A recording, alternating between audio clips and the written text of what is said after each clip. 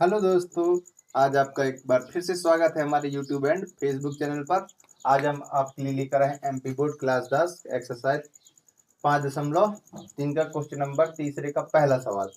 Question number तीसरे में 10 सवाल हैं, तो इनको हम बारी बारी से हल करेंगे।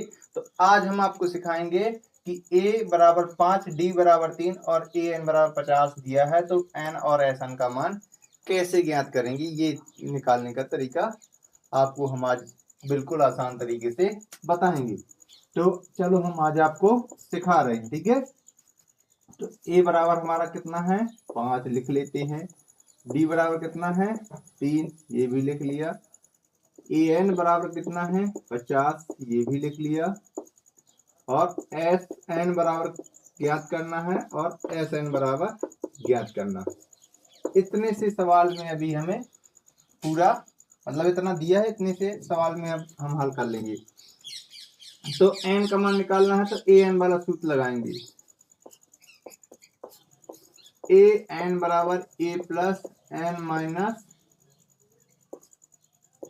1 इंटू में डी। तो ए एन का मान कितना है बच्चों 50, ए का मान कितना है 5 और एन का मान पता नहीं है, डी का मान कितना है 3।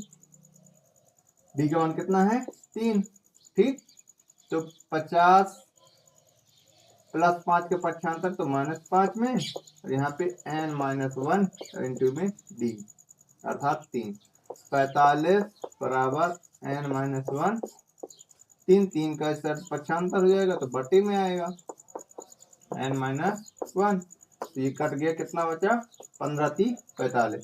तो 15 बराबर n-1, तो -1 का पक्षांतर होगा तो क्या हो जाएगा 15 प्लस का 1 बराबर n, अर्थात n बराबर क्या हो गया 16।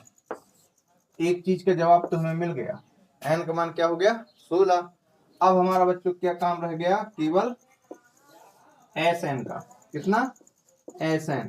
तो एस एन का मान निकालना है, तो एस एन बराबर होता है n/2 और 2a प्लस n-1 और गुणे में d, ठीक यही होता है ना। तो एस एन एन का मान हमारे पास क्या आ गया 16, n/2 यानी अर्थात 16/2 2।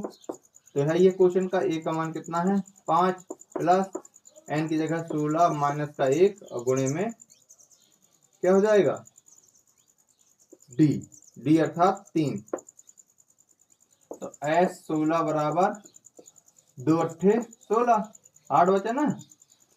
तो 5 दूना क्या होगा यहाँ पे 10 प्लस 16 में एक जाएगा 15, कितना 15 × 3 = 45, कितना 45। तो s 16 बराबर हो जाएगा 8, 45 10 55, कितना 55। अब होगा गुणा 8 × 45 की 0 हाथ से 4, 8 × 45 4 44। तो एस एन का मान हमें क्या प्राप्त हुआ 440। अतः लिख लेंगे n बराबर 16 और एस एन बराबर 440। ये हो जाएगा आंसर, ठीक। कितना ही आसान और सरल तरीके से हमने आपको बता दिया। देख पा रहे होंगे कि क्वेश्चन में उसने एन और एस एन की बात की थी, तो वही हमने क्वेश्चन नंबर अभी यहाँ पे दूसरा भी लिख रखा है, इसी वीडियो में दूसरा भी बताएंगे। तो क्वेश्चन दूसरा कह रहा है कि a7 और a13 बराबर, a बराबर कितना है 7 और a13 का मान हम 35 दिया है, ठीक है। तो इसमें d और s13 का मान ज्ञात करना है।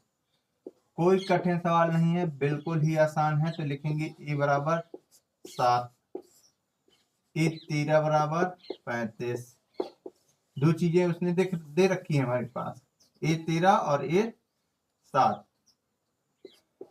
a13 का मान है 35 और हमें ज्ञात क्या करना है, d बराबर ज्ञात करना है और s13 ज्ञात करना है। इतना हमें ज्ञात करना है। सबसे पहले देखो d का मान तो निकल आएगा, s13 का निकालने के लिए क्या करना पड़ेगा, हमें n का मान भी ज्ञात करना है। तो हम कुछ नहीं करेंगे,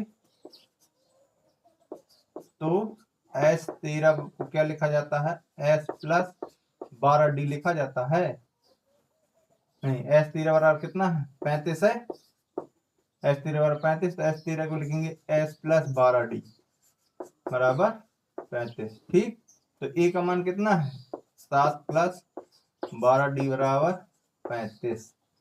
तो 12 7 का पक्षांतर सेट कर देंगे तो 12d बराबर 35 माइनस का 7, तो 12d बराबर हो जाएगा 35 में 7 जाएगा 28।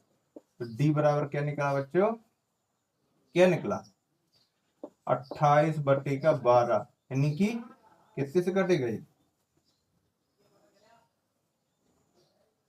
4 × 12 और 4 × 7 = 28। तो डी का मान कितना प्राप्त हो गया 7/3। डी का मान तो हमें आसानी से प्राप्त हो गया 7/3। ठीक, अब हमें एस थीटा का मान प्राप्त करना है, तो एन का मान निकालना है। किसका मान निकालना है, एन का मान निकालना है। किसका, एन का मान निकालना है। तो एन का मान कैसे निकालेंगे,